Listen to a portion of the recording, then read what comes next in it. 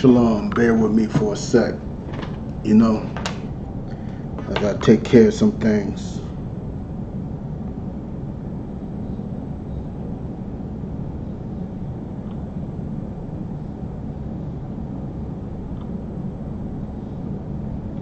Shalom, bear with me for a sec. You know, I gotta take care of some things.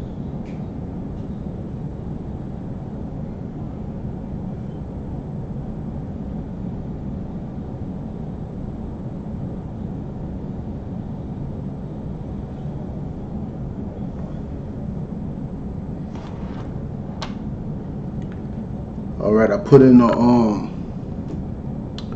the sign-in sheets. Sign in. I just put it in on Facebook. Let me put it in on YouTube.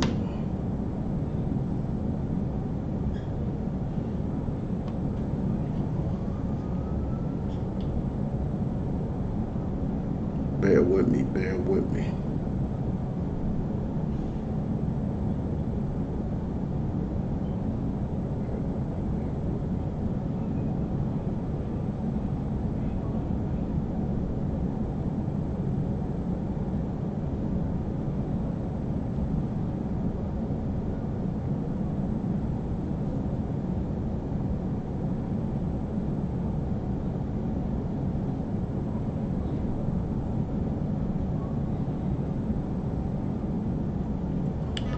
All right, I'm ready. I'm ready. I'm ready.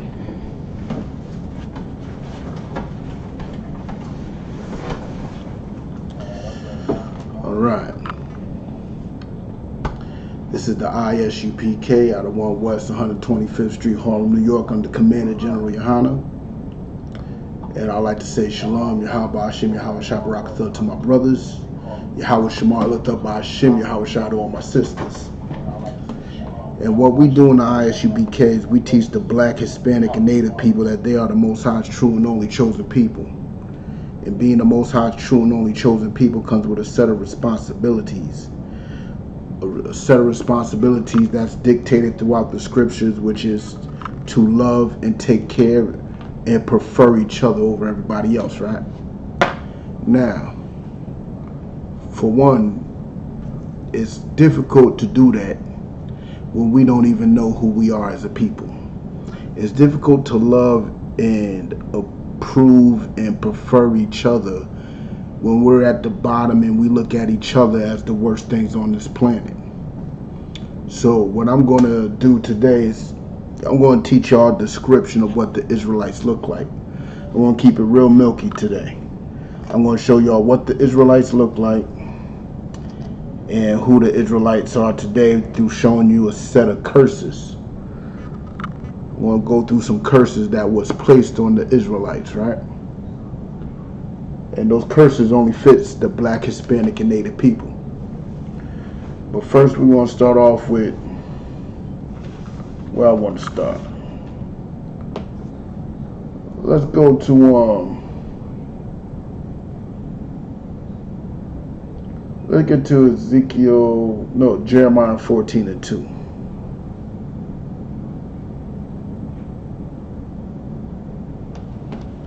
Bear with me as I type it in. And if you, let me open up the class to questions before I even start. If you got any questions, type them on in. I'll be able to see what you type. If you got any questions, type them on in.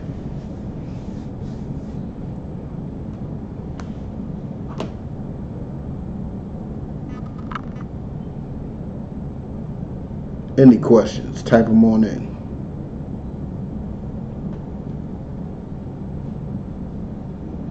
Give y'all a couple of seconds,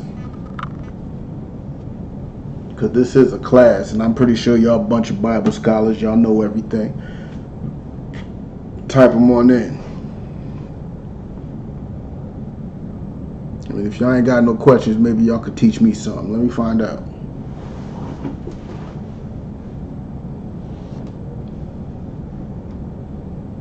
Type them on in.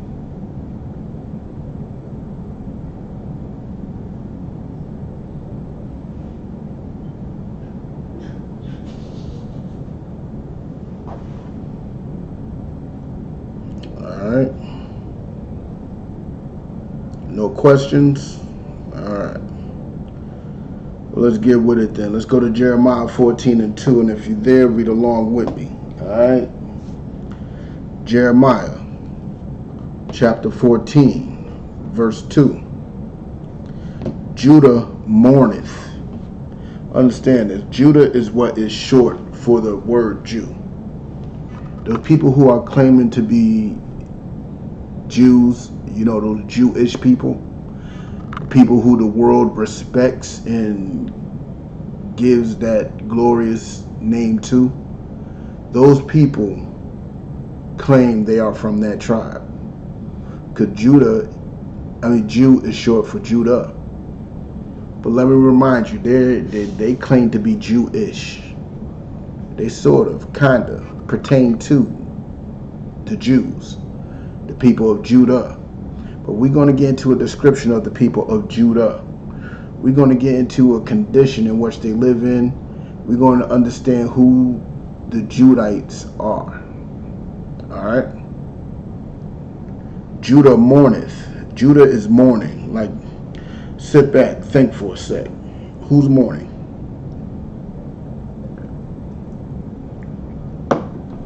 Who's mourning in the world today? As a nation, what nation is very low? What nation is top of depression? The most depressed people come from one nation of people that are categorized in different groups, but they're really just one nation. Who is depressed? Who is at the bottom? Who is suffering? That's why you mourn, right? Who is burying their children every day? Who has to worry about getting killed when they get pulled over by the cops? Who has a reason to worry? Is it those people in Israel? Is it those people in Israel? What do they got to worry about? They own the diamond districts. They own entertainment altogether. That's Hollywood, that's music, that's all that. They got control of all that. Comedy, news and media. You know what I'm saying? They are in control of everything. What do they have to mourn about? I don't see none of their children getting shot by the police for no reason, unarmed. I don't see that. They're not the number one in every illness and sickness on the planet. They're not number one for that. They have their own neighborhoods where they could create their own economy and take care of each other. They don't have to go to their enemies for anything. But there is a certain group of people who do. There is a certain group of people that's mourning over everything. There's a certain group of people who can't even buy a bottle of water unless it comes from the enemy. Can't drink. We can't even be dead unless our enemy says we're dead. There's a certain group of people that goes through that type of pain. You know what I'm saying? And we're going to get into it a little more, but let's continue. Judah mourneth, and the gates thereof languish. For what's a gate? What's a gate? What is the purpose of a gate? If you're in class, I'm going to let you type it. What is the purpose of a gate?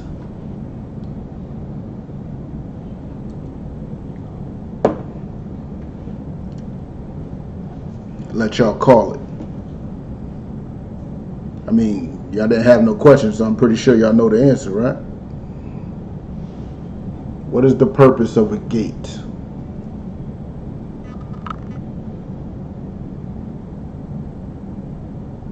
Give y'all a couple seconds to write it on there.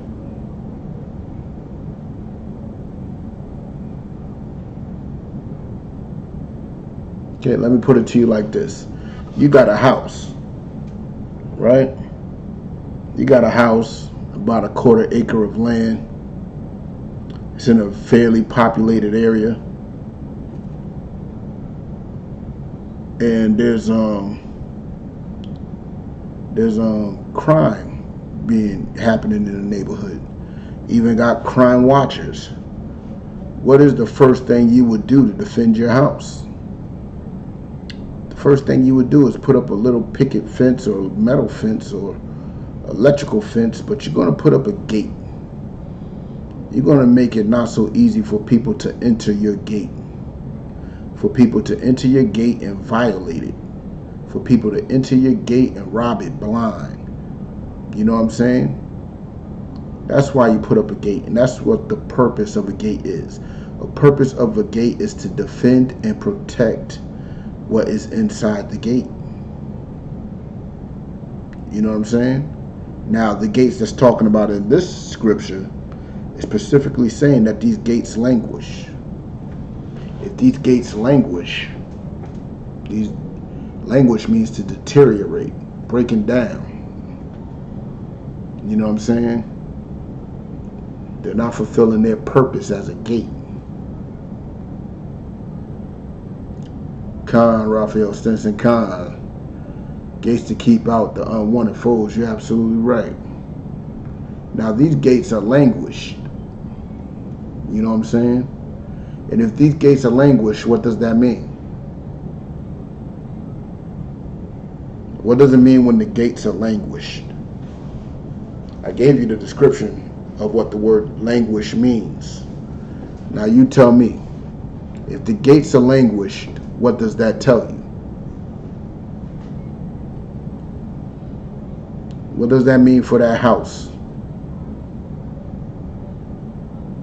The gates are languished. What does that mean for the house?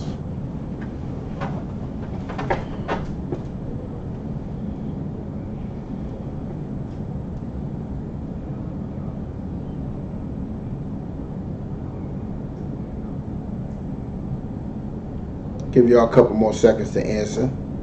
If the gates are languished, what does that mean for the house? What does that mean for the house?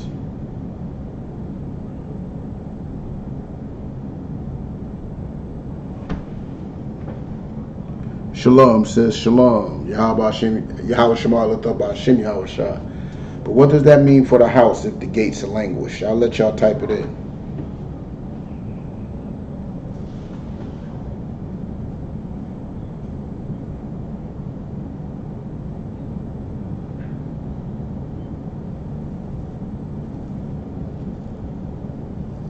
Now remember, this is a description of Judah. The same people that claim they're Jews are claiming to be these people. Now these people, their gates must be languished. That's the purpose of a gate, is to protect it. You know what I'm saying? That's the purpose of the gate, sis. But if they're languished, that means that the gates are broken down. And when they're broken down, guess what happens? Anybody could come in and pillage, destroy. You know what I'm saying? They could come in and rob, do anything. They just broke the first penetration of the fence. You know what I'm saying? They broke the first penetration of the fence. Now, who has no defense around them? If you look at those fake Jews in Israel, they got a hell of a defense. They got a hell of a defense. And let me tell you why they got a hell of a defense. Because they got America and the rest of the world backing them. They got America and the rest of the world backing them. And their gates are far from languish. In fact, their gates are far from languish. I read an article today on how they about to forcefully take the West Bank. So their gates is no longer a defense, but it's more of an offense now. They got a strong offense, never mind a defense. But let me tell you something, us Black, Hispanic, and Native people, our gates are languish. We're the ones mourning. Our gates are languish. Now why? Because our enemies are all in our gates, robbing us blind. That's why you have so many Asian Arabs in our neighborhoods feeding us, cheap, low quality food. That's why we catching those Kennedy Fried Chicken, catching all types of diabetes and high blood pressure and everything else, because our gates languished. That's why the drug community, that's why drugs are flooding our community, because our gates languish. We have no protection. Now, who is supposed to protect us? Who is supposed to protect us on a carnal level? On a carnal level, who is supposed to protect us? Let me tell you. These so-called Christian pastors. Those are the ones that we deem as our community leaders, ain't it? Those are the ones that we say is our community leaders. What protection are they giving us? How are they making sure we're not getting robbed and misused and abused and violated?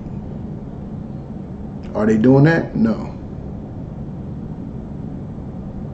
No, they're not.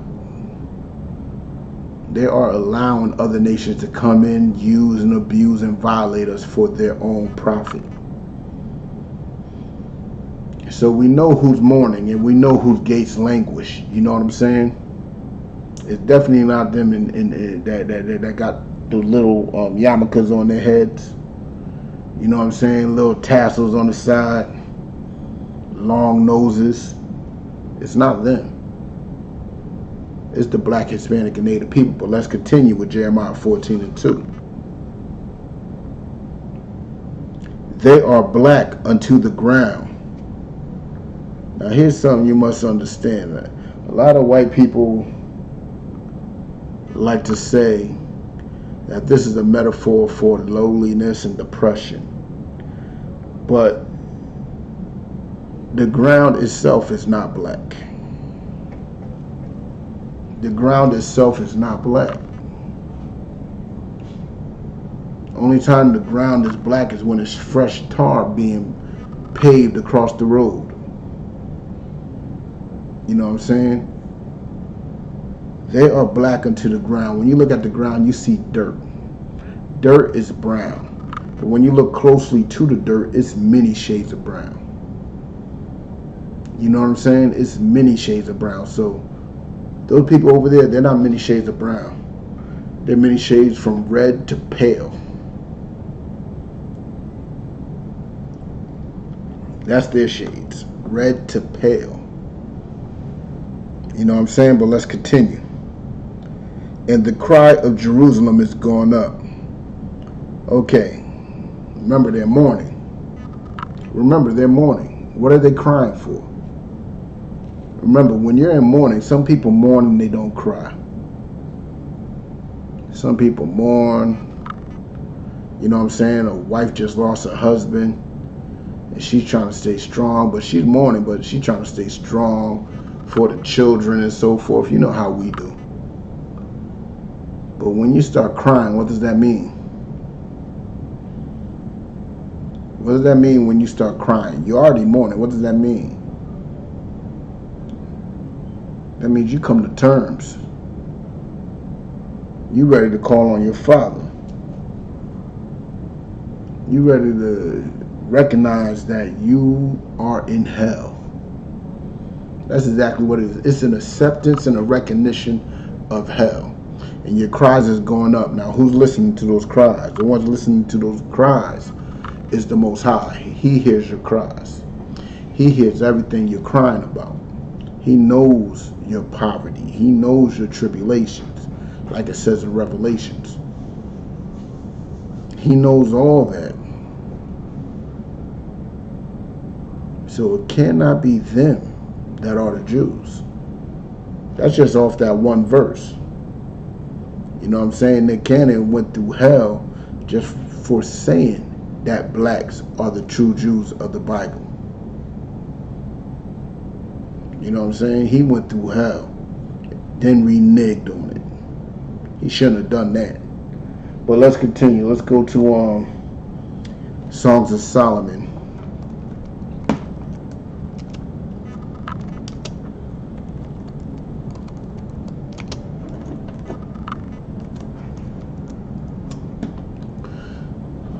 believe it's Songs of Solomon 1 through 5. I mean 1 and 5. I might be off. Give me a second now. I'm going off of memory here.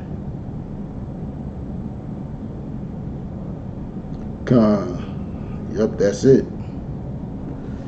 Songs of Solomon 1 and 5. Give y'all a second to get there. Give y'all a quick second to get there. This is an important scripture.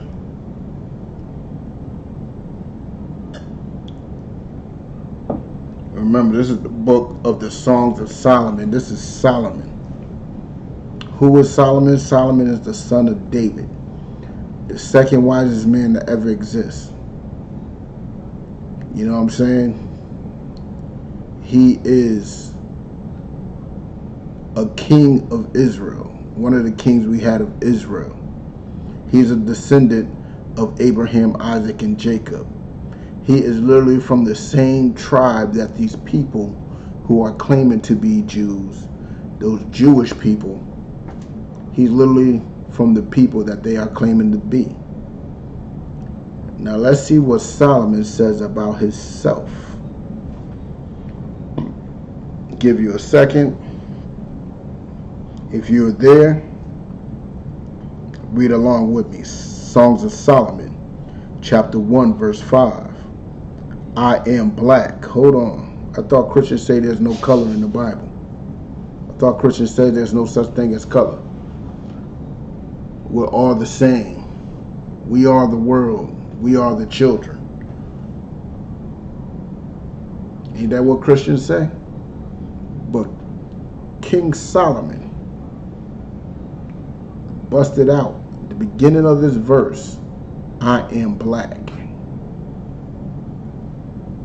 Yeah, they like to use the same excuse on this one too.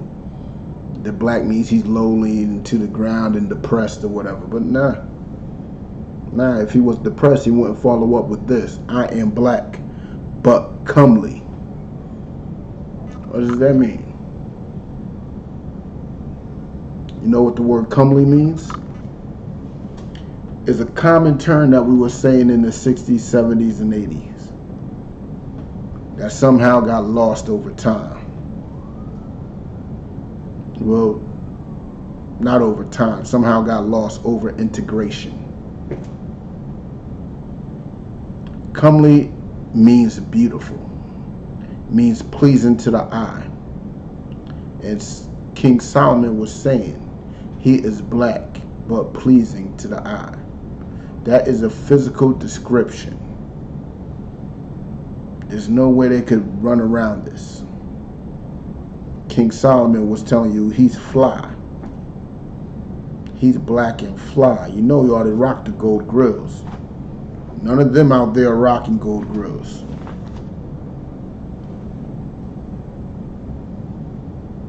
You know what I'm saying? But we're rocking gold grills. Because it's our custom. It's our way of living. Every other nation look down at gold teeth and platinum teeth. They look diamond studded teeth. They look down upon it as this. But King Solomon did it. The second wisest man to ever exist. That's how black and fly he was. He's saying, I'm black but comely. That's something that they are not saying. They are not saying they black. Nick Cannon said that the Israelites are black, lost his job, got shamed by a rabbi on his own show. You know what I'm saying? So forth and so on. Who knows what more hell he's going to go through just to prove that he loves them fake Jewish people. Them imposters. Who knows what more hell he has to go through. If Nick Cannon was watching my class right now, he wouldn't have to go through no more shame. Stand on his words. So if y'all in this class ever try to get publicly shamed or challenged, stand on what you are taught. Stand on it. You won't fail. The problem is Nick Cannon wasn't taught it. He was just going off of what some fake Muslim said. And that fake Muslim, I mean Farrakhan. Farrakhan wasn't taught it either. Farrakhan was going something off of his, I don't know what to call him, his teacher. I don't know. Is he black, white? I don't know.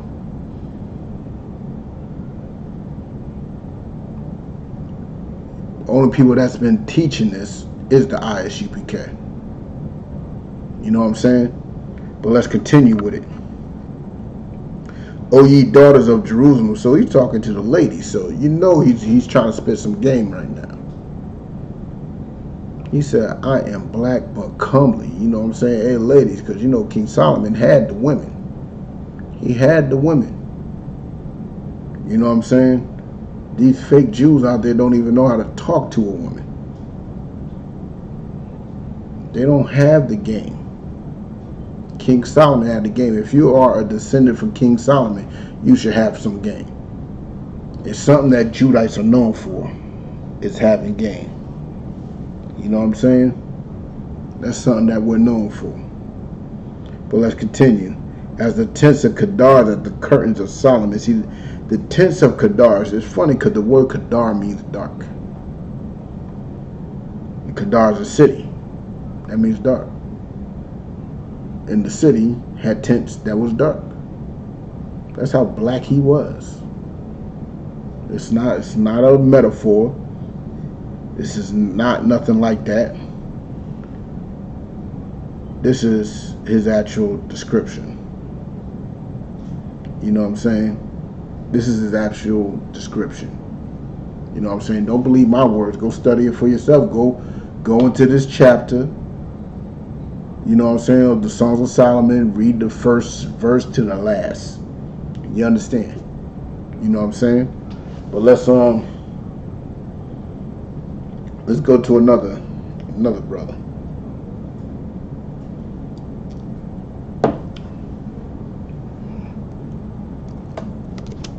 Job 30 and 30. Oh, I messed that up. Wish I got a heads up.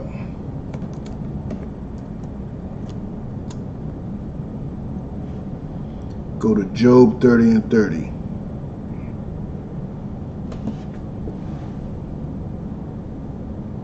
Give y'all a second to get there. I gotta get there myself. Let's lock you.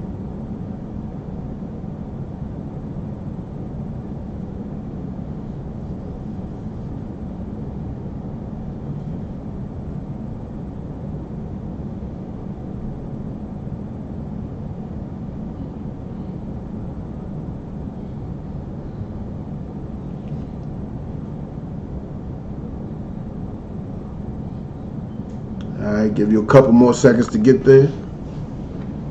We're in Job 30 and 30. Alright, I'm about to read it. If you're there, follow along with me. Job chapter 30, verse 30. My skin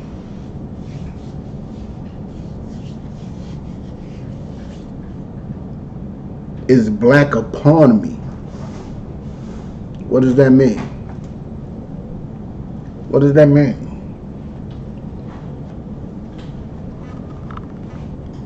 What does that mean? Let's finish it up before we get too in depth. And my bones are burned with heat. What does that mean?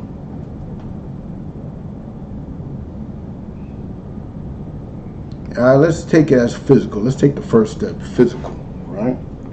It's saying my skin is black. And my bones are burned with heat. How do your bones burn with heat?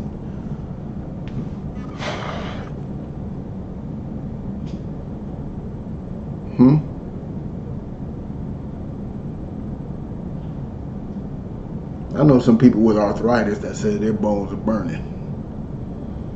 I know some people that worked a double. They say their bones are burning. So even if you want to take that as a metaphor, are you hungry? That would mean that the bones would and the skin and all that would mean oppression. It would mean pain and oppression. Are those fakes in Israel that claim to be Jews, are they going through anything that I read? What oppression are they going through? None. They are oppressing. They are not oppressors. I mean, they are not oppressed. They are oppressors, but they are not oppressed. Their bones are not burning with heat. They are relaxed. They're not feeling pains of arthritis, working a double. You ever felt your feet, your arch of your feet about to burn?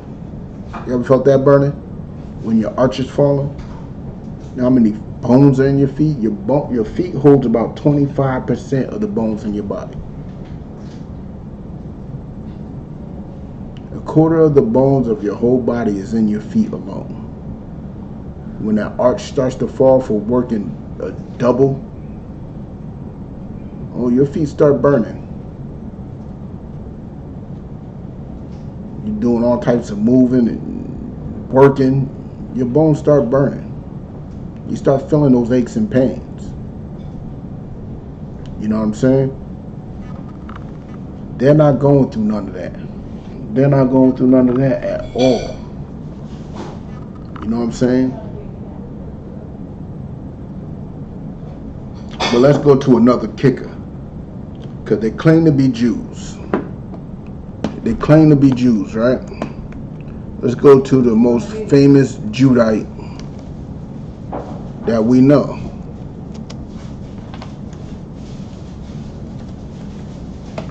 Let's go to Revelations 1:1. Let's see what the most famous Judite, most famous Jew to ever exist, what he looked like. And that most famous Jew is who we ignorantly call Jesus, whose real name is Yahweh Shai Hamashiach. Let's go there. Let's see what the most famous Jew looked like. I mean, they're descendants of him, right? They share the same ancestry.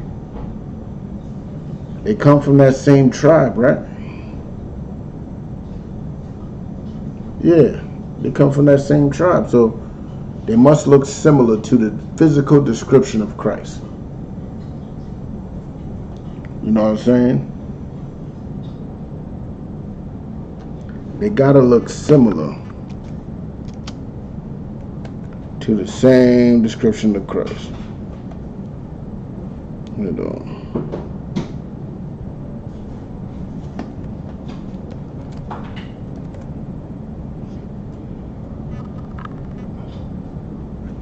All right. If you're there with me, read along with me. Revelations chapter 1 verse 1. The revelation of Jesus Christ, which God gave unto him. Now, if you understand what the word revelation means, revelation comes from the root word reveal. That's what a revelation is. Something is being revealed to you. You're having a revealing. You know what I'm saying? You're seeing something that most people don't see yet. You're the first one past the curtains. You know what I'm saying? Only a few know what this revealing is. You know what I'm saying? But that's what a revelation is. It's a revealing. And this is the reveal of Jesus Christ, which God gave unto him. Who is the him? The him is John. You know what I'm saying? Christ's right hand man. He wore Christ tight. And God gave a revealing unto John. Now we're going to get into this revealing, but let's finish this verse real quick. To show unto his servants. Now, servants, I know a lot of y'all don't understand. Servants don't mean slave.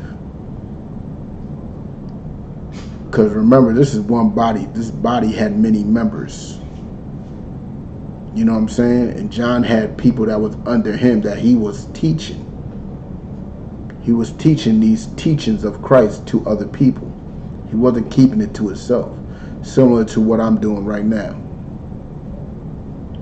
You know what I'm saying? Teaching his servants. The men that serve under him. You know what I'm saying? things which must shortly come to pass. So these things that were revealed to him was of Christ and was to come to pass, that he has to tell his servants. And that's what he's doing. And he sent and signified it by his angel unto his servant John. So basically, the Most High didn't talk to John directly. There was an angel that did it. But let's jump down to verse 13. Let's get into what Christ actually looked like. And in the midst of the 7 candlesticks, one like unto the Son of Man. So in the midst of these 7 candlesticks, they all like that one, the Son of Man. So they are. This is talking about the 7 churches that John has set up. Talking about the churches underneath John, right? That is set up in the image and likeness and in the teachings of Christ. Cloth, one like unto the Son of Man, cloth with a garment down to the foot. Christ is cloth down to a garment down to the foot. That is that same garment that these cats out here in the world would like to make jokes of us about. They would like to make jokes, trying to say we look like Power Rangers and what else, but we've been doing this since 1969. We need to hit the Power Rangers up for copyright infringement. You know what I'm saying? Because we've been looking like this forever. So technically, Power Rangers look like us. That's how influential we are.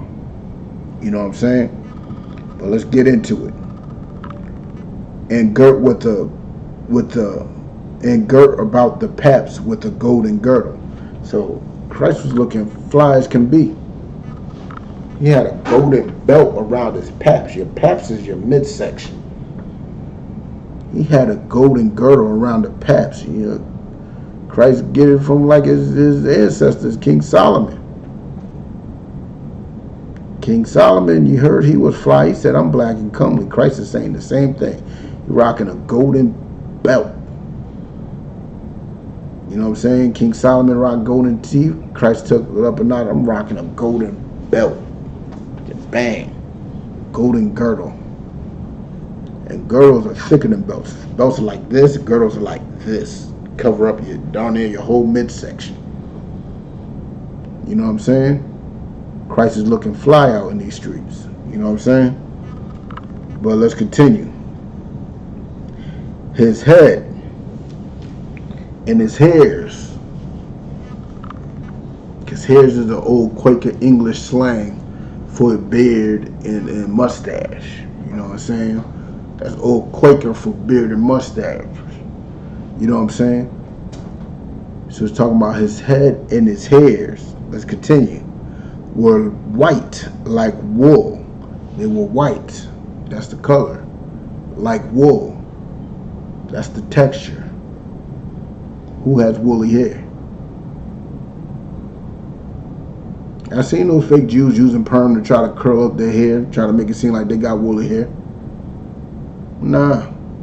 There's no sheep with curls. Sheep got naps. Goats might got curls, but sheep's got naps. Sheeps are nappy animals. Sheep's got straight up and down naps. So Christ's hair was white. He had a white beard, white mustache, white fro. Most likely they were braided. You know what I'm saying? That's what Christ had. Do those cats have that? Do they have that woolly texture out there in Israel? Do they have that woolly nappy texture?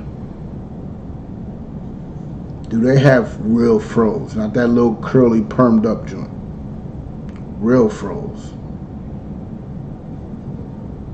No, they don't. That's only us black and Hispanic people. You know what I'm saying? But let's continue.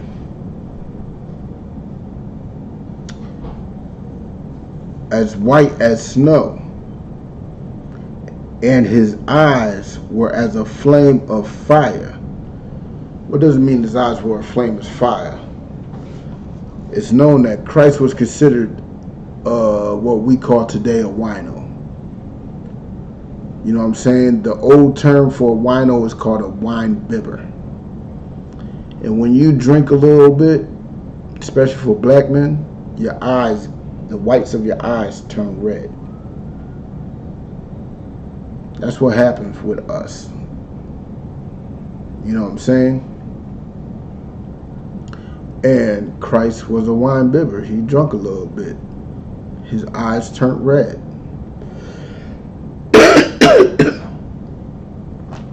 Let's read a little further. And his feet like unto fine brass. I don't know if y'all understand what the color of brass is. Matter of fact, let me look it up. Let me look it up real quick. Don't mind me.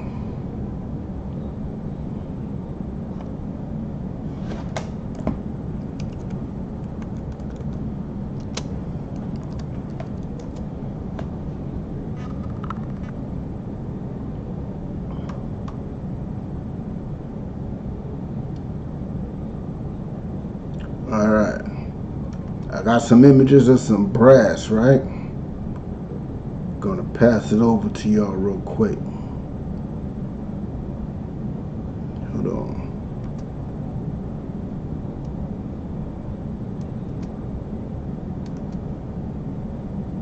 You see that? That color right there is the color of brass. That's like a golden brown, shiny brown. You know what I'm saying? But let's look up burnt brass.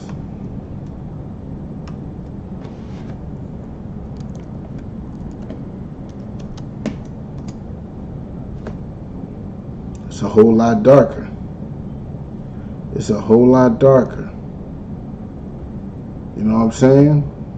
Anything that burns gets black. But I ain't even get there yet. You know what I'm saying? I ain't even get there yet. But that brass is a golden brown. And when you burn it, it's darker. If you burn anything, I don't care if it's cotton, I don't care if it's wool. If you burn anything, it will turn black. Anything. It will turn black. So that proves this complexion. Because your feet is like the lightest color of your body. And if your feet is the lightest color of your body, then, and your feet were the color of fine brass, as if they burned in a furnace, that means Christ was Wesley Snipes, man. Let me take that back. Not was Wesley Snipes. Christ was the complexion of Wesley. Christ was dark skinned. Christ was not no pale face, you know what I'm saying, blue-eyed, string-haired devil. You know what I'm saying? The fact is, that picture of Christ is Caesar Borgia, the second son of Pope Alexander, the sixth of Rome. He is literally the sixth Pope of Rome. That's his son. You know what I'm saying? Who was a known incestuous homosexual. He had sex with his sister and other men. Like, that's not Christ. You know what I'm saying? But let's continue. As if they burned in a furnace, and his voice as the voice of many waters. Like, what's the voice of many waters? I don't know if you've been, let's say, Niagara Falls. If you ever go to Niagara Falls, you literally need earplugs. That's how loud that is. That's the voice of many waters. It's loud. Russian water is loud. Christ was loud, boisterous. Just like most of us are. Most of us are boisterous. You know what I'm saying? Most of us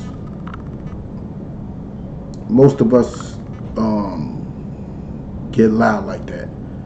Them over there, they like to pretend to be all quiet and calm, and they pretend like that, but they're really vipers and snakes. They're really vipers and snakes. They're not about peace. They really want their way and their way only. You know what I'm saying? They pretend like a soft voice is the way of deceiving people how peaceful they are. You know what I'm saying? But that's not it. But let's get with it. Let's get with hold on, let's continue this. Oh no, that ends it right there. Let's get with Acts 13:1. Let's get to understanding another thing about the Jews. Another thing about the Israelites. Hold on. There is a common term that is taboo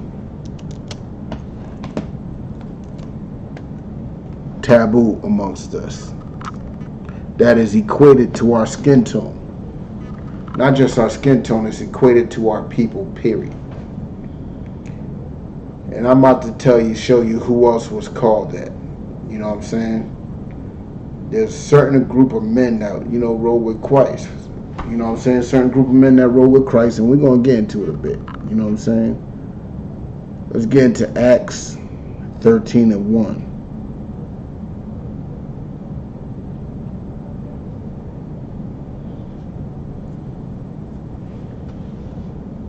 I'll give you a couple of seconds to get there. If you plan on being in the school, this is all the milk. You're going to need this milk right here. You might as well have a pen and paper down, writing everything down as much as you can. You know what I'm saying? Definitely get at least the scriptures. At least get the scripture down. Try to get as much of the breakdown as I'm giving you, or your variation, or your, you know what I'm saying, of it. You know what I'm saying? Because I know I talk a little bit fast and I go straight to the point, but try to get as much as you can down. That's why we ask y'all to ask questions, because just in case I say something that you don't understand, you can ask your questions at any point in the class. Any point. Don't be scared to interrupt. Don't be scared to interrupt.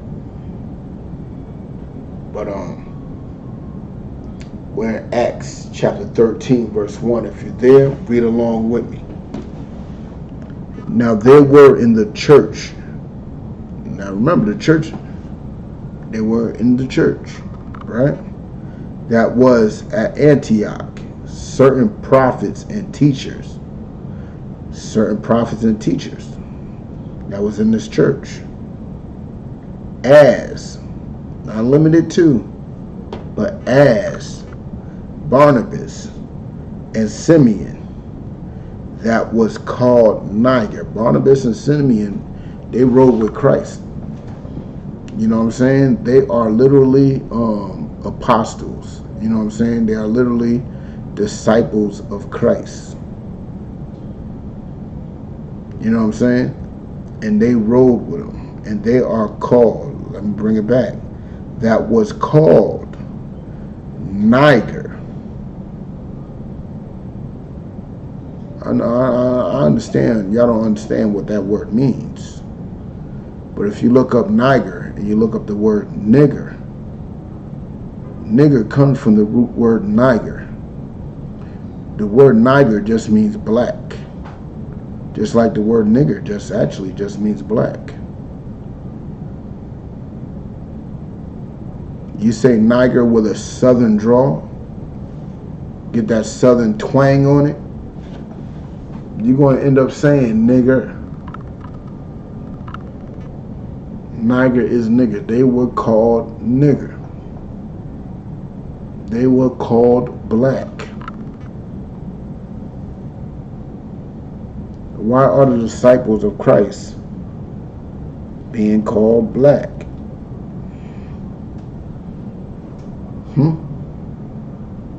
Because they were black. All Israelites are black people. And when I mean black, I ain't talking about skin tone. I'm talking about the condition of your living, because we were cursed. But let's get into it. Hold on, let's finish this verse up.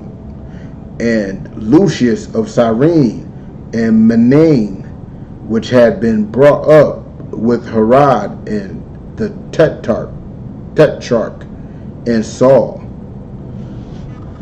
They were calling these apostles, these teachers, these disciples, these prophets, they were calling them black. They were calling them nigger. They were calling them all types of things that does not describe the people that are in Israel today. Would those people in Israel call themselves nigger? Would they call themselves black? Would they call themselves MAGA? Would they call themselves anything? Would they say that their gates are languished? Would they say that they are poor? Would they say any of that? No, they would not. But let's go to Deuteronomy 1, verse 1.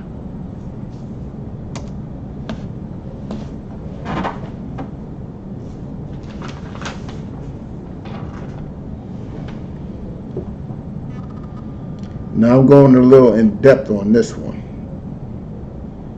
because y'all need to understand some things. This Bible wasn't written for everybody. This Bible is FUBU, not Fugazi. The Bible is FUBU. What do I mean by that? It's an old school term. If you're too young to know, FUBU means for us, by us. The Bible was for black people, and it was written by black people under the inspiration and the guidance of the Most High. The Bible is FUBU. You know what I'm saying? And this verse right here will prove it. Mainly on this one chapter alone. You know what I'm saying? But let's get with it. Deuteronomy chapter 1, verse 1. If you're there, read along with me.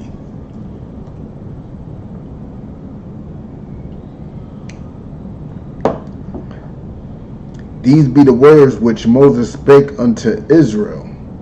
Hold on. These be the words that Moses spoke unto Israel. Like, I know a lot of y'all nuts out there like to think that the extra multitude that went with them was other nations or whatnot, Egyptians or whatever you may think. But this cancels them out. Even if you believe that, this cancels them out. Me proving that they are not that extra multitude is another class. But this is not talking to the people that you may believe is actually in there with them. This does not equate to them.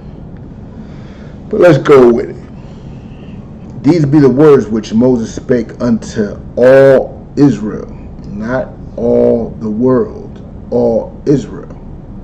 You know what I'm saying? So this book of Deuteronomy was spoken to Israel, not everybody, not the world. You know what I'm saying? Specifically, a certain nation of people. You know what I'm saying? A certain nation of people. On the side of Jordan in the wilderness, that just left Egypt. You know what I'm saying? He's speaking these words to them after they left Egypt. You know what I'm saying? But let's continue. In the plain over against the Red Sea, between Paran, Tophel, and Laban, and Hazeroth, and Dizahab. Do your studies on that. But we're gonna drop that. We're gonna go to we're gonna stay in Deuteronomy though. We're gonna go to chapter 27 and 1.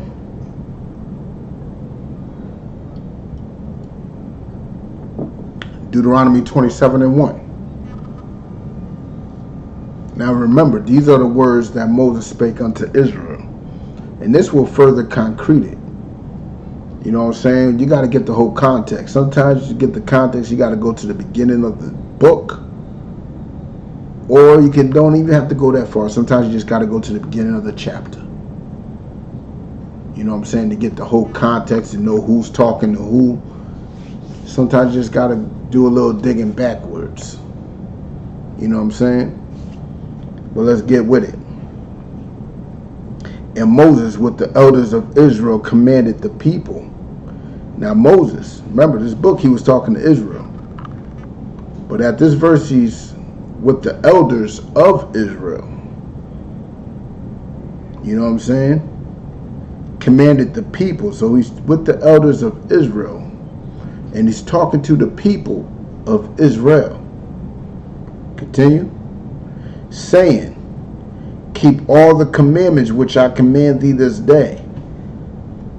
He's telling the people of Israel to keep all the commandments. You know why that's important? Because when you read the book of Psalms 147, you will learn that this book is only, like I was saying earlier, is FUBU. It's only for black people, by black people. This is our law, statutes, commandments. These are our constitution. This is what we're supposed to live by. And this is what he's reiterating. Well, not reiterating. This is the prelude to that. You know what I'm saying? I want to bring it back from the top. And Moses, with the elders of Israel, commanded the people, saying, keep all the commandments which I command thee this day. Now, that's a warning shot. He's telling the children to keep all the commandments. He's telling them to keep all the commandments. Because if you don't keep the commandments, you're going to have problems. You're going to have problems.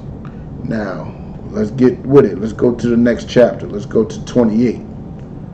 Now, chapter 28 is blessings and curses depending on if they kept the law or not. You know what I'm saying? So let's start with 28 and 1. Let me type it in.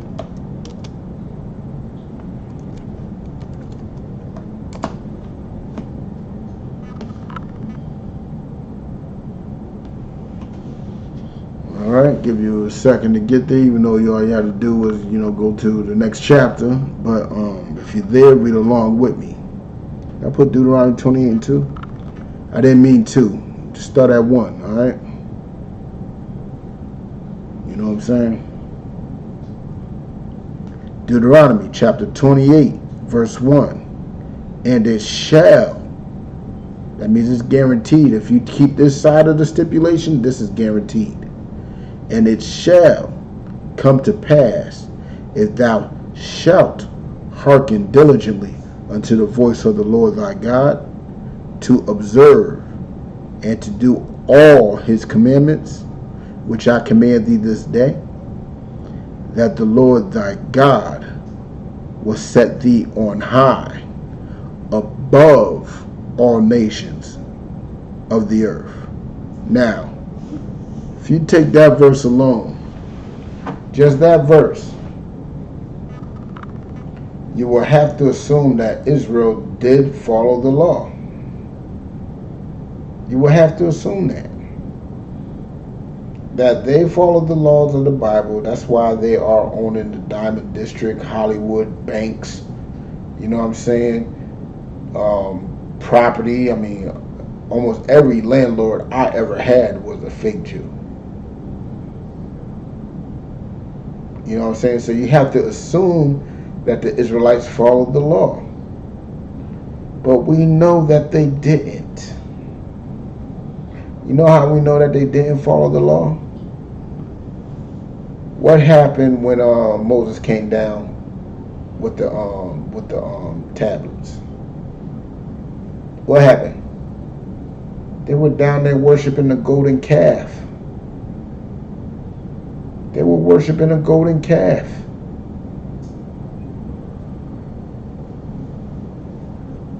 What the hell? That proves that they did not follow the laws of God. No matter what they want to believe, they did not follow that. But let's continue. Salaki. Let's drop down to verse 15.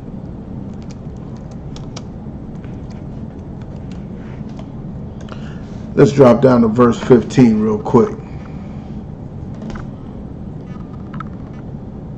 Now, since we know that they didn't follow the law, they went to worship golden calves and all types of other madness throughout history that the Israelites have done. So that means the blessings does not fit them. That's why we could skip from 1 down to 15. Because the blessings of following the law would not fit the Israelites, because they did not follow the law.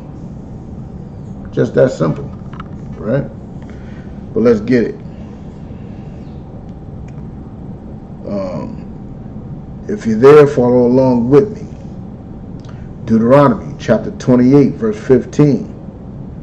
But it shall come to pass, if thou wilt not hearken unto the voice of the Lord thy God, if you don't listen to God, if you don't follow his law, statutes, and commandments, if you rather go out there and have sex with your homeboy's woman, if you rather go out there and rob and steal from your own people, if you rather go out there and commit all manners of crime and hatred towards your own people, well, then there's a price you'll have to pay. If you rather prefer these other nations than your own people, there is a price you will have to pay. But let's continue. You know what I'm saying? To observe to do all his commandments and his statutes which I command thee this day. Now, here's the thing. His statutes and commandments. You got to observe and do all of them to be blessed. And you got to, if you forsake any of them, you will be cursed. We're going to get a little deeper into that. That all these curses shall come upon thee and overtake thee. That means these curses, if you're not following the laws of God, these curses will come upon thee and they will overtake thee. Now he's talking to a nation of people, not individuals. Talking to a nation of people. He said these curses will overtake thee. What does it mean for a curse to overtake thee? This is a generational thing. You're going to be going through it as a nation. You can't run from it. You can't hide from it. It is who you are. You know what I'm saying? It is your sign and your wonder. Now, let's get into it. Let's start off with 16. Let's go to the very next verse. You know what I'm saying? Cursed shalt thou be in the city, and cursed shalt thou be in the field. Who is cursed in the city? Who is cursed in the city? Who is cursed in the field? Those people that are in that land of Israel, they're not cursed in the city. Almost every landlord in the city is those people of Israel. They claim to be Jewish. They own everything. How are they cursed in the city?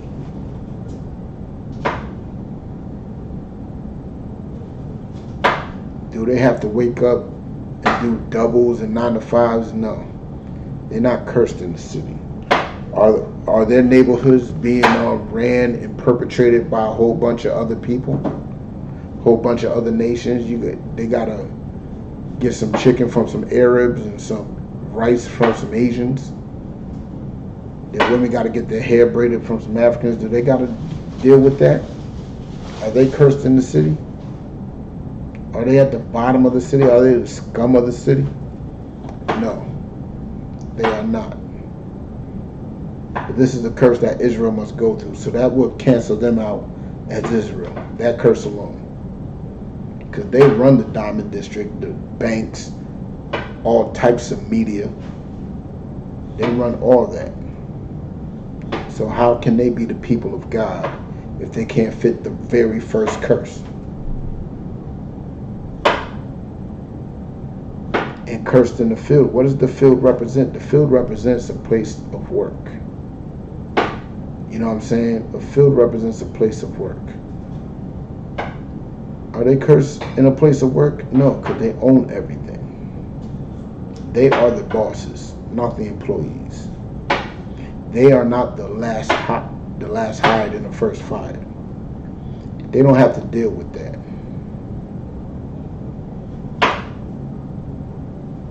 They don't have to deal with none of that.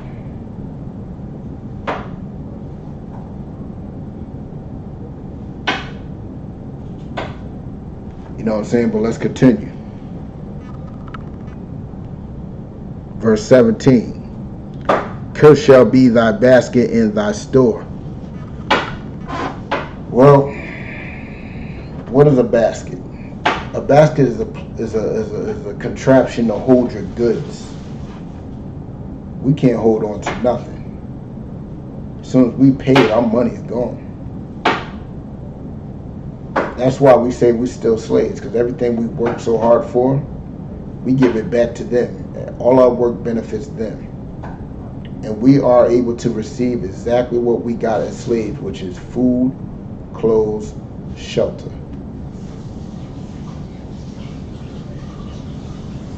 That's all we was able to get from them.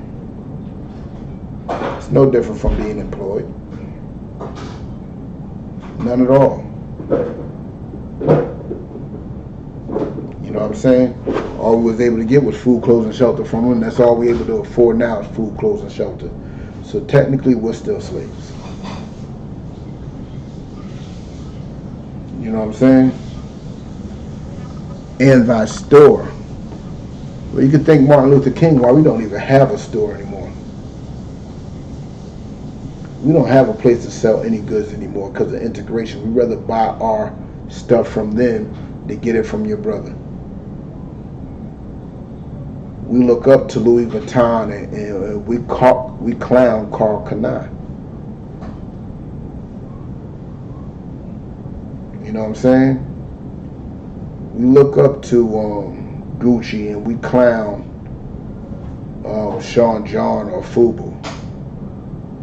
Because we want to be more like them. We want to have what they have. Our standards are based on what their standards are. So their store definitely is a curse because we're there to buy their store. We buy everything out of their store. And they're able to store all the money in the world. They're able to store everything they get because they depend on each other like we should be doing. You know what I'm saying? But let's continue.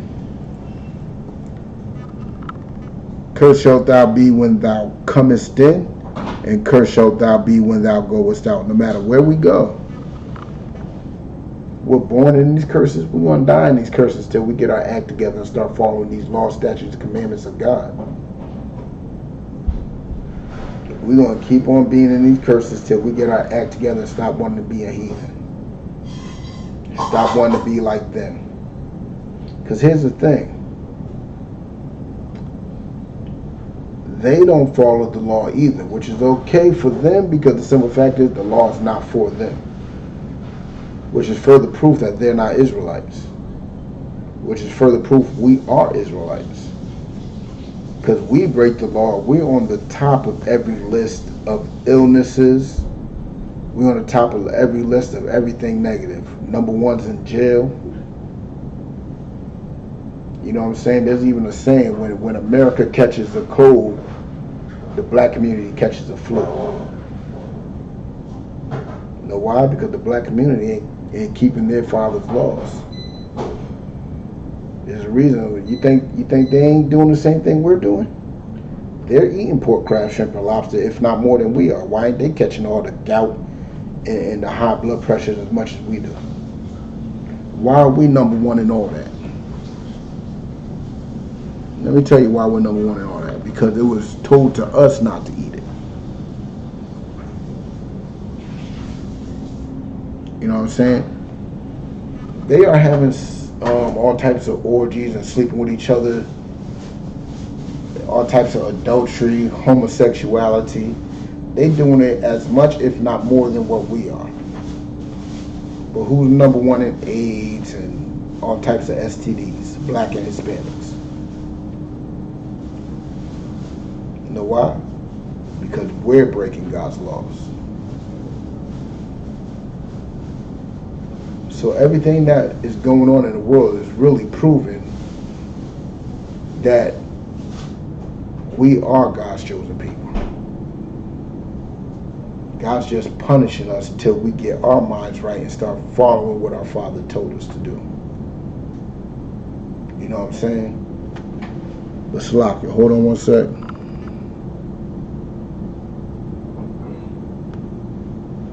Alright. Let's drop down. Which is going to be the next one I go to? Let's go to verse. Let's continue. Actually, let's go up. I skipped 18. I thought I could skip 18, but no, I could skip 18. Let's go to 20.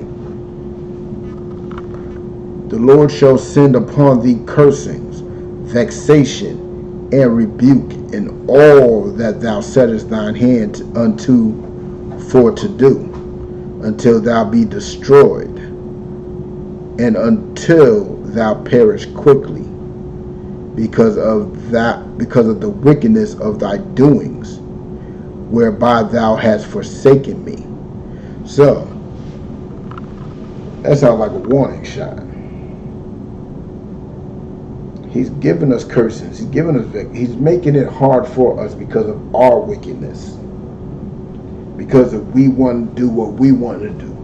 We want to fit in with the other nation. We want to be like the Joneses. We're trying to keep up with the Smiths. We're trying to do everything that they do. Whatever they find acceptable, we want a part of. We want to be included in their election system. Rock the vote. All that other BS. And that's turning the Most High against us. Because of our own wickedness. In Deuteronomy 7:6, it told us to be holy, separate. Don't be doing what they're doing. You know what I'm saying?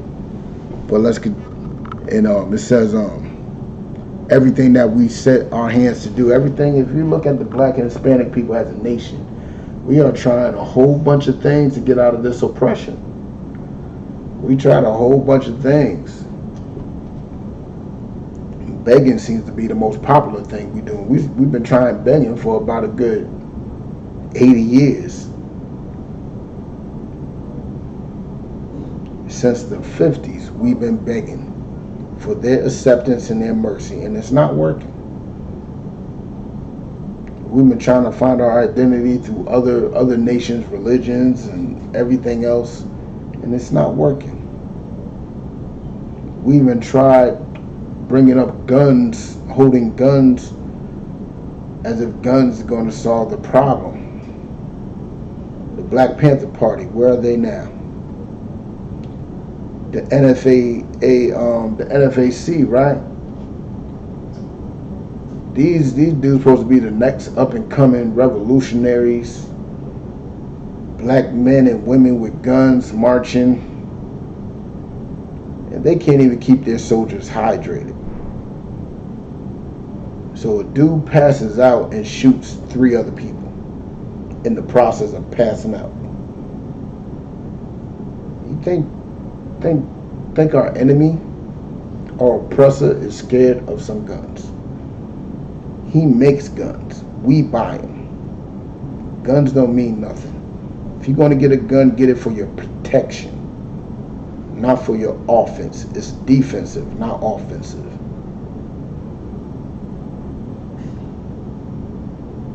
You could buy all the guns in the world, and guess what? He still has Predator drones. He still has tanks. He still has submarines. And those are the technology that we know of. Never mind the technology that we don't. Never mind the technology that is rumored. You know what I'm saying? We are cursed in everything that we try to do. Everything we try to do to even succeed in this. You know what I'm saying? It's not going to work. If you try to succeed in this nation, to be all great and powerful in this nation, you're going to end up turning on your own people. You may get all the money in your world and you're going to look like the craziest person on the planet. Now enters Kanye West. Now enters Oprah, Tyler Perry. All the rich of our nation, nothing but entertainers, aka slaves, aka jackals, jesters, court jesters. That's what they call them, court jesters. Yeah, you're right, court jesters. How is a court jester going to gain power over a king? He's not. So because you think you got money and all that, that don't mean you got no power. Money does not equate to power. Rulership does. But let's continue. Let's drop down to another verse.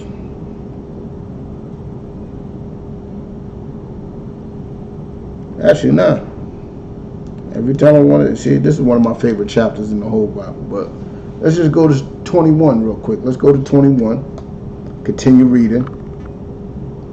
The Lord hath make the pestilence cleave unto thee, until he have consumed thee off the land, whither thou goest to possess it, because of our sins. That's why all these pestilences, if you don't know what pestilence means, pestilence is an old word for disease. All these diseases are clinging on to black and Hispanic people more than anybody else. Look at this COVID-19 situation. No, we don't got more cases, but we are catching it at a higher rate. You know what I'm saying? What does it mean by a higher rate?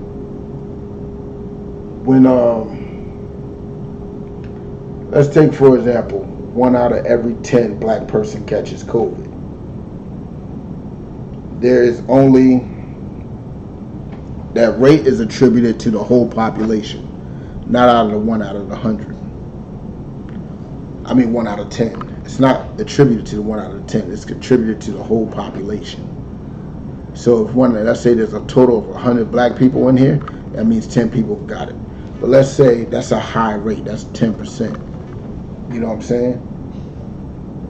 But let's say 1 out of 20 white people catch it. But white people are thousands. White people are higher populated. That's not going to equal up to 10%. So we're catching it at a higher rate, even though we don't have as many cases as them. And we are dying from it too, at a higher rate. You know why? Because it's a warning shot for us. Everything that's been going on has been a sign for us to separate, to cleave onto each other, to love each other. But y'all not doing it. We are being showed signs of a disease that literally is quarantining us, taking us away from outsiders. And do y'all follow it? No. We are literally having protests and marches over our enemies killing us unjustly. But do y'all see that? No. You want to hold hands with those that are killing us and talk about hands up, don't shoot. When the Most High just says separate, that's all you got to do. The solution to every black and Hispanic problem is separation, segregation. And the proof is in history too. The proof is in history. If you look at our history, Seneca Village, Rosewood, Black Wall Street, you know what I'm saying, Detroit, Chicago was damn near all black. Washington, D.C. was damn near all black at one point. And we had strong economies. Harlem was damn near all black once, with a strong economy. We don't need them. They need us. They need us. You know what I'm saying? But cleave unto thee until he have consumed thee off the land. We are dying from this.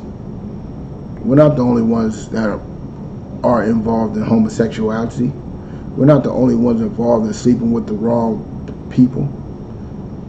But guess what? We're the only ones we're number one in AIDS, syphilis, gonorrhea, even herpes. And 90% of the world has herpes. You know what I'm saying?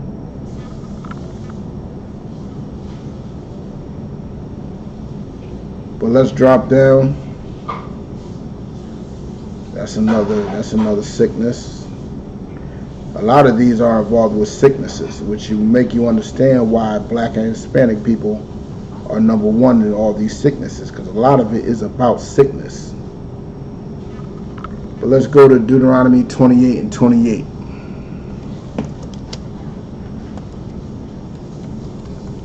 This is one of my favorite verses out of this whole chapter. You know what I'm saying? Now remember, all these curses, I'm skipping curses, but I'm giving you a chance to study on your own. But all these curses literally fit only one nation of people. All these curses literally fit only Black, Hispanic, and Native people. That's it. It don't fit nobody else. Remember, you got to fit all the curses. Yeah, you got people, that are enemies with all types of diseases. You got them on drug addictions. You got them with all types of stuff. But guess what? As a nation, they don't follow it. As a nation, we do. Remember, the Most High is not a respecter of persons. He deals with nations, not individuals. Nations. But Deuteronomy 28 verse 28, if you there follow along with me, you know what I'm saying? The Lord shall smite thee with madness.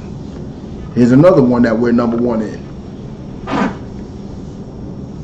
We have a higher rate of mental illnesses than anybody else. We are number one in bipolar, sociopaths. Mental illnesses is darn near genetic with us. They will tell you that it's genetic. It's in my bloodline to be mentally ill. Why do you think so many of us are on drugs in the first place? Because we are smiting with madness, and the drugs are not helping. We are literally smiting with madness. And why we are smiting with madness is because of this oppression that we are going through. We are going through a heavy oppression. A lot of y'all don't see it because you've been so desensitized by the pain of what you're going through. You probably got roaches crawling on your walls right now, not understanding all these dead roaches that's going through all your ventilation filters and all that. You are breathing in the carcasses of those dead roaches, which is causing all types of illnesses to you. Getting bitten up by all types of bed bugs, or causing all types of illnesses to you. And it's purposely made that way. That's why in that little box of the projects that would normally fit about 4 or 5, maybe 6 houses, about 6, let's say 4 to 8 single family houses, they put towers on it. Now you got thousands of people piled up upon it, on top of each other, spreading diseases. And it's causing madness. We are oppressed. How many people got an emergency going on in their house, right? You got an emergency going on in your house, and you got to weigh the balance on calling the ambulance or not. I mean, all of us grew up knowing how much it costs for an ambulance to pick people up. We all know that price. I mean, it used to be $300. I think it's $500 now. It used to be like $300 just for an ambulance to come pick you up. Now I think it's like $500. And even our children know how much that costs. That is oppression. Our kids got the phone in their hand and their mother's having a heart attack, and they got to figure out if it's a good idea to call the ambulance or not. That is oppression. No other nation got to go through that. They just call them. Because every other nation has a way to pay their bills. There's people out there right now trying to figure out, is it worth buying masks right now, or is it worth buying milk? Should I get the milk or should I get the mask? That is oppression. A lot of these essential workers ain't getting no extra benefit package or pay.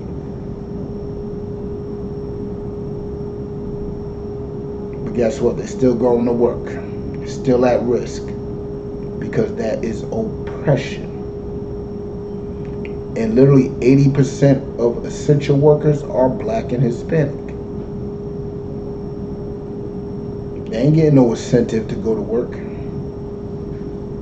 Some may be, like nurses, but the majority of us, they ain't getting no incentive. None at all. You know what I'm saying? So we are smitten with madness. Everything that we do is madness. You know what I'm saying? If you think about this secret of the black community, which is pedophilia. There's a lot of pedophilia in the black community that gets swept underneath the rug. Nobody want to talk about that sick, nasty uncle. Or that sick, twisted auntie. But a lot of it gets swept underneath the rug. And that type of pain causes children to go mad. And a lot of that pain causes children to go mad. We are smitten with madness. Guess what? You think our enemies ain't being molested? They are. Damn near cultural for them. They're being molested, but they're not mad. They become senators and all types of other stuff, while we become depressed and tortured. You know what I'm saying? But let's continue. And blindness. What does that mean? Not a lot of blind black people out there. What does that mean? Blindness actually means awareness. We're not aware to a lot of stuff. We're not aware. We're blind to a lot of stuff. What are we blind to? We were blind to the movement of the civil rights movement and this integration. We were blind to that. We thought it would be good to be accepted in their white restaurants. Yay, we can go in white restaurants. Yay, clap your hands. We can eat unseasoned chicken. We can eat all types of bland food. And guess what? While we're so excited to do that, we're forgetting to go to the restaurants in our neighborhood that are black owned, that do season their food. Now, that's a blindness right there. We didn't see how that would destroy our neighborhoods, our businesses. People don't even know there was a black car dealership. There was a black car manufacturer. And if we stuck to our own, you know where America would be? All the inventions we invented. America wouldn't have a cell phone. Black people would. Lights, black people. So many other inventions that we invented. If we chose and preferred and wasn't blind to the effects of integration. You know what I'm saying? If we chose to prefer each other over integration. Now, here's the thing. They like to talk about how disgusting segregation was. You go into a black bathroom and it's filthy. Let me tell you something. That black bathroom that was filthy, guess where it was at? It was in a white neighborhood. White people did not care to clean up black bathrooms. And guess what? White people did not care to go to black establishments, so the bathrooms in the black establishment were actually clean. That complaint only works when you want to beg and appeal to your enemy. That's the madness and blindness that we was going through. But let's continue. In astonishment of heart, verse 29. Thou shalt grope at noonday. What does it mean to grope? What does it mean to grope? We all know grope, it means to feel. We should grope at noonday. We're reaching to feel out for something. We're trying to feel something at noonday. What does it mean to be noonday? It means the sun's at its highest point. It's all bright. We're reaching for something at noonday. We're